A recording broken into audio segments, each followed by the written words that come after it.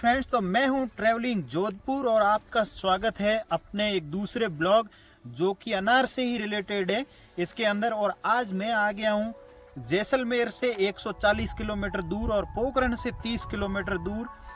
ये एक जगह है जहाँ पे जो जमीन है वो एकदम रेतीली है, लेकिन इसके अंदर आप देख पा रहे होंगे बहुत ही शानदार खेती जो कर रहे हैं अनार की। और अनार के जो साइज और ये सब कुछ मैं आपको आगे आगे वीडियो में दिखाता रहूँगा। बहुत ही शानदार है। मैं यहाँ आके बहुत सुपर एक्साइटेड हूँ कि ये इसका जो पूरा का पूरा एक्सपीरियंस है वो आप लोगों के साथ शेयर करें। और आज इस फार्म हाउस के जो ऑनर है वो सत्येंद्र हुड्डा है, वो यहीं पे है। अभी उनसे भी बात करेंगे, आपको बताएंगे कि ये जो रेतीली जमीन है इसके अंदर ये अनार को डेवलप करने के अंदर क्या क्या इनको प्रॉब्लम का सामना करना पड़ा और क्या क्या जो चीजें हैं जो इन्होंने गलतियां की है जो आगे हमें नहीं करनी चाहिए, वो भी आपके साथ में शेयर करेंगे। तो बने रहिए वीडियो के लास्ट तक। ओके फ्रेंड्स, तो हमारे साथ में है सत्येंद्र जी हुड्डा। वेलकम सर, आपका हमारे चैनल द ट्रैवलिंग जोधपुर पे स्वागत है। आपका भी हमारे खेत पे। जैसा कि हम देख पा रहे हैं आपने बहुत ही शानदार खेती लगा रखी है यहाँ पे अनार की। आपसे मेरा पहला क्वेश्चन यही है कि यहाँ पे रेतीली जमीन के अंदर जो पानी का सिस्टम है वो आप कैसे मैनेज कर रहे हैं? पानी के सिस्टम के लिए वैसे हमारे जो सिस्टम है वो बूंद बूंद इरिगेशन का सिस्टम है। वैसे अनार में सारा वो बूंद बूंद इरिगेशन का ही सिस्टम लगता है पहले से ही, लेकिन रेतीली ज़मीन के अंदर बाकी जो फसलें हैं वो पानी इतना नहीं ले पा रही थी और हमारे पानी की समस्या के कारण ये अनार का हमारे ख्याल आया था। ग्राउंड लेवल जो पानी का है वो 500 से नीचे है। उसके बाद जो ये फॉर्म जो शुरू किया गया था वो 2019 दिसंबर के आसपास किया गया था। आज उसको समथिंग 3 साल हो गए हमारे पूरे। और जो सारा सिस्टम लगा है वो हमारे जो डैम बना हुआ है वहाँ से सारा सिस्टम मेंटेन होता है। दवाई खाद बीज जो पानी का है और पूरा जो वाल सिस्टम लगा है, पूरा ट्रिप इरिगेशन लगा है पर पौधे पे पर लीटर। जैसे कि इसका जो ड्रिपर है वो 1 घंटे में 32 लीटर पानी इसको सप्लाई करता है। जैसे जितनी ज़्यादा आवश्यकता होती है गर्मी सर्दी उस हिसाब से हम इसको पानी देते हैं। अच्छा, एक क्वेश्चन और है, ये जैसे रेतीली जमीन है तो रेतीली जमीन के अंदर जो इस पौधे की जो किस्म है, जो वैरायटी है, उसका सिलेक्शन कैसे किया आपने कि कौन सी किस्म का पौधा है जो यहाँ पे ज़्यादा सूटेबल है? वैसे हमारे राजस्थान के अंदर रेतीली ज़मीन के अंदर भंगवा सिंदूर ही सबसे बेस्ट जो क्वालिटी है वो दे पाता है। बाकी जो है वो हमारे इस क्लाइमेट के हिसाब से जो टेम्परेचर जो वेरिएशन है वो अप डाउन बहुत ज़्यादा होता है, इसलिए यहाँ जो भंगवा सिंदूरी है उसकी जो छाल होती है, जो अनाज की पूरी कवर होती है वो ज़्यादा मजबूत और मोटी होती है, इसलिए वो यहाँ ज़्यादा अच्छा पनपता है। अच्छा ओके, आपने मतलब इस पूरे फार्म के अंदर कितने प्लांट्स टोटल लगा के रखे हैं अभी? अभी हमारे पास जो जीवित प्लांट है वो 4800 के आसपास है। ओके, इसके अंदर मतलब कुछ ऐसा भी हुआ है कि कुछ मतलब प्लांट्स में जो भी बता रहा था ना आपको, जो निमाटोड्स और ये जो उदय की जो समस्या है उससे प्लांट्स जाने की बहुत बड़ी। हमारे साथ भी ऐसा होता है, हमने लगा कि इसको पानी के लिए छोड़ दिया था। हम नए थे, हमारे को इतना पता नहीं था, जबकि रिजेंट वगैरह जो लगाना चाहिए था या जो भी चीज़ें होती है जो निमाटोड के लिए जो पहले से करनी चाहिए थी वो हम लोगों ने की नहीं। हम नए थे और इस खेती के अंदर आसपास भी इतना जब ये लगाया तब इतना वो था नहीं। ना सिखाने वाले जिन्होंने की उनसे पूछा पर उनको भी इतना नॉलेज था नहीं, तो वो सारी जो समस्या है वो बहुत ज़्यादा पड़ती है।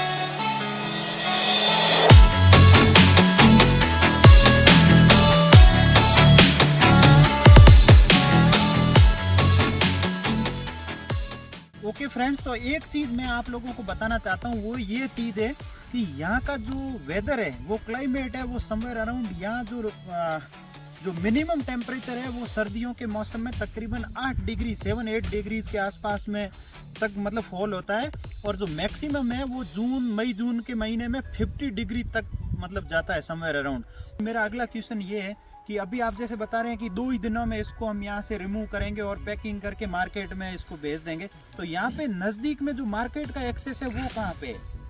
यहाँ से हमारा जो देखा जाए तो बहुत दूर है, जीवाणा मंडी जो लगती है।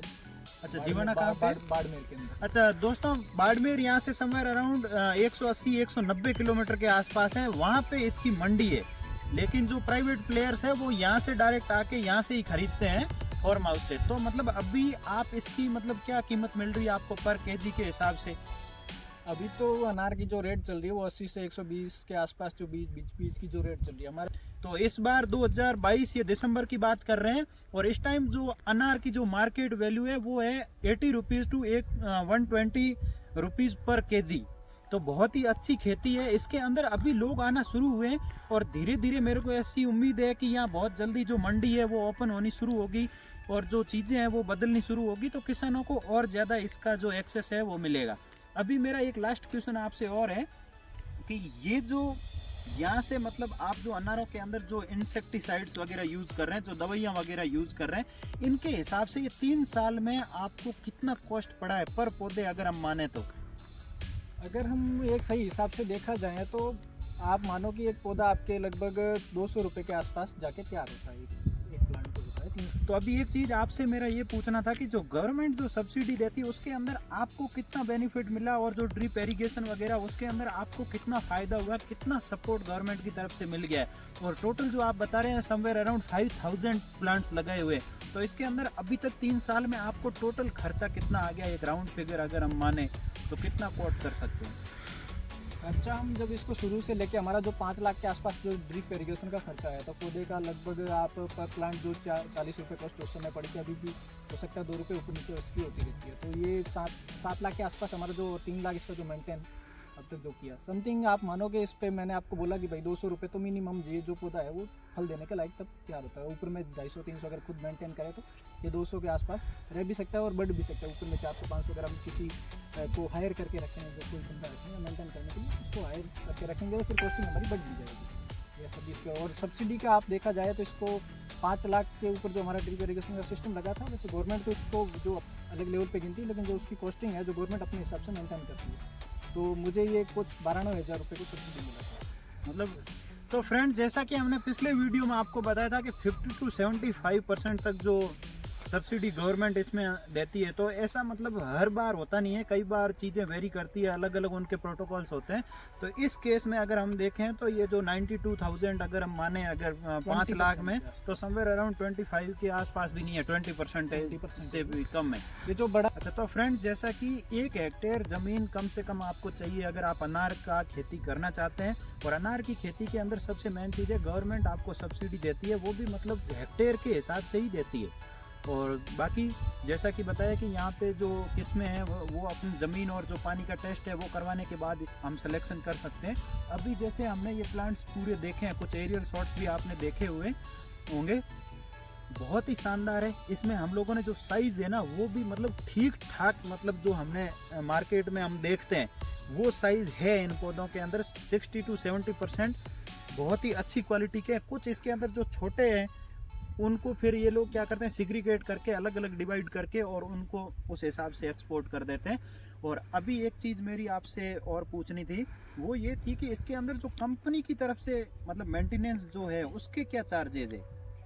वैसे देखा जाए तो आप किसी कंपनी के हिसाब से, किसान मेरी तो यही सलाह है कि आप किसी कंपनी के अधीन काम नहीं करें। किसान जो खुद है वो एक अन्नदाता है, तो वो अपने हिसाब से, और ज़्यादा बड़े पे आप बड़े लेवल पे करना नहीं चाहिए। जैसे यही हेक्टर जैसे किसान की जो क्षमता है उस हिसाब से काम करे। कंपनी आपको कभी वो उस हिसाब से नहीं दे पाती। यहाँ जो अंजीर वगैरह और भी खेती है, उनमें जो कंपनियों ने हायर किए थे खेत, तो उनको रेट नहीं मिल पाती फिर, या उनके जो रूल्स हैं वो किसान खुद अपने हिसाब से करें और इसको अच्छे से मेंटेन करें, तो इसकी साइज़ और कलर क्वालिटी पे रेट अच्छा मिलेगा। अभी मेरे साथ भी कई यहाँ जो कलाऊ के फॉर्म है या और भी जगह पे आप देख रहे हैं कि अनार का जो मिनिमम रेट है वो 50 रुपये से 120 है, तो 120 का है तो क्वालिटी का अनार है तो 120 मिलेगा आपको। अगर आप क्वालिटी मेंटेन करेंगे तो इसके अंदर बहुत अच्छी कमाई है, और दूसरी वाली खेती से खर्चा और बाकी सब देखा जाए तो अच्छी चीज़ है। और फ्रेंड्स इसके अंदर एक चीज बताना चाहता हूँ, इसके अंदर सबसे बढ़िया चीज है वो है ड्रिप इरिगेशन का काम है। जो ड्रिप इरिगेशन के अंदर क्या है कि आपको पानी की बचत होती है इसके अंदर, और ये ऑटोमेटेड एक सेट होता है, एक मीटर के हिसाब से उतना ही पानी पर पौधे को मिलेगा। तो ये एक बहुत ही पॉजिटिव चीज है, और इसको ही सबसे मेन इम्पोर्टेंट चीज यही है कि इसके ऊपर जो बंदा काम कर रहा है वो इसको रेगुलेट अगर ठीक से करे तो पौधे और ज़्यादा अच्छे तरीके से हम प्लांट को है वो यहाँ पे उपजाऊ मतलब ये बना सकते हैं, इसको पूरा प्रोडक्शन ले सकते हैं उसका।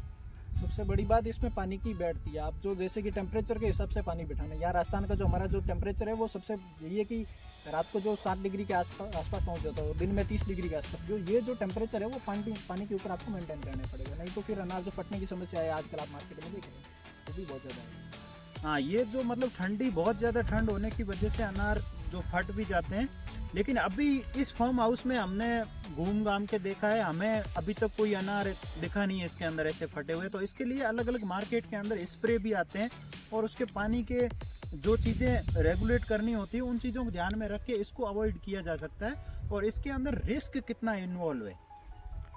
रिस्क की बात माने तो ये एक पूरा तरह का रिस्क ही है। आप 3 साल इसका वेट करेंगे, अगर सही से मेंटेन नहीं करेंगे तो फिर ये पूरा रिस्क है वैसे देखा जाए तो। पर मेरे हिसाब से देखा जाए तो जो आप जो देश जीरा वगैरह जो भी खेती लगाते हैं उसके अंदर भी रिस्क ही होता है। आप जीरा लगाया और जो वातावरण सही नहीं रहा तो उसके अंदर भी जैसे कई बार जीरा जल जाता है, हमने देखा है। दूसरी खेती मेरे पास अभी खेती है तो हमने देखा तो वो सारी चीज़ें भी मेंटेन होती है। रिस्क तो खेती एक रिस्क है पूरा, किस भी जगह कभी वातावरण सेट ऊपर नीचे हो तो मूंगफली वगैरह कोई भी फसल लगाओ तो रिस्क के हिसाब से काम होता है। ओके, तो फ्रेंड जैसा कि आप लोगों ने इस पूरे वीडियो में जो मुझे जहाँ तक लगा कि ये सारे क्वेश्चंस पूछने चाहिए वो मैंने पूछे। अगर आपको और भी कुछ क्वेश्चंस कुछ क्वेरी है तो कमेंट सेक्शन में डाल देना, फिर दोबारा हम यहाँ पे आएंगे। बीच बीच में आता रहता हूँ मैं यहाँ पे अनार खाने के बहाने भी, तो उस टाइम दोबारा इसको रेक्टिफाई करके और उस टाइम दोबारा सत्येंद्र हुड्डा से मिलेंगे और दोबारा इस पर बातचीत करेंगे। अभी इस वीडियो में इतना ही, बने रहिए अगले वीडियो तक और चैनल को सब्सक्राइब करना जरूर करें, भूलना।